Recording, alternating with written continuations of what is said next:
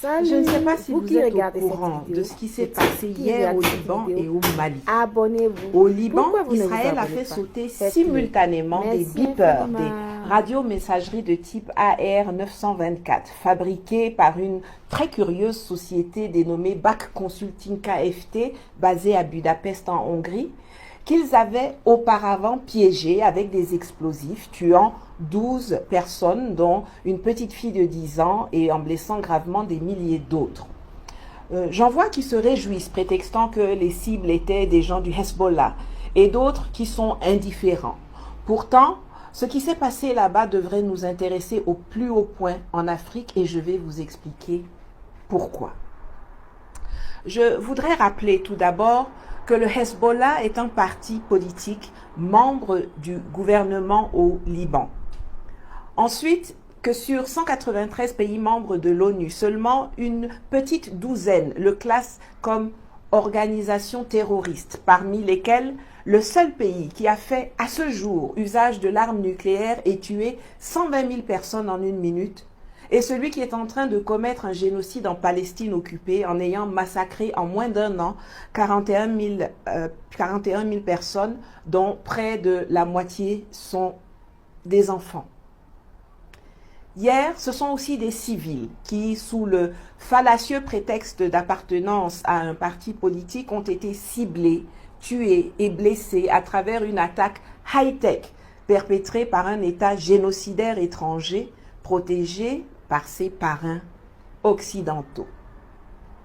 La perversité de ce crime de guerre qui a été commis hier est qu'il s'avère que les États-Unis étaient parfaitement au courant de ce qui se préparait et que, comme par hasard, les beepers de tout le personnel médical de l'hôpital de l'université américaine de Beyrouth ont été retirés et remplacés le 29 août 2024, ce qui leur a évité d'être parmi les victimes 15 jours plus tard. Cela devrait nous interpeller, car c'est exactement cette même minorité occidentale de malfaiteurs qui se présente toujours comme étant la communauté internationale, qui propage des narratifs tout aussi mensongers à l'endroit des leaders et combattants indépendantistes et souverainistes africains pour les criminaliser, et qui finance le terrorisme au Sahel et ailleurs en Afrique. J'en viens ici au cœur de mon message. Je le dis et je le répète, aussi bien à l'attention des autorités étatiques africaines qu'aux citoyens lambda. Toute chaîne d'approvisionnement logistique dans laquelle les États-Unis et leurs vassaux ont leur doigt est intrinsèquement dangereuse. D'abord, parce qu'à tout moment, ils vont vous faire du chantage à la sanction.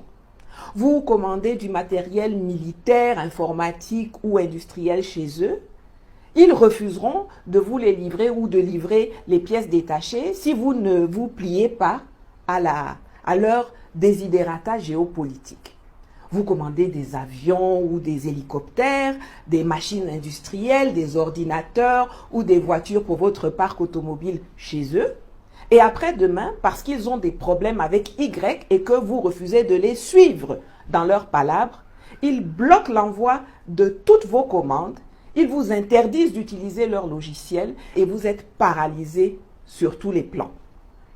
Le Mali en a déjà fait les frais quand les États-Unis ont bloqué la livraison par Airbus d'un avion militaire CASA C-295 doté d'un transpondeur américain qui l'avait acquis, sous prétexte que des groupes terroristes contre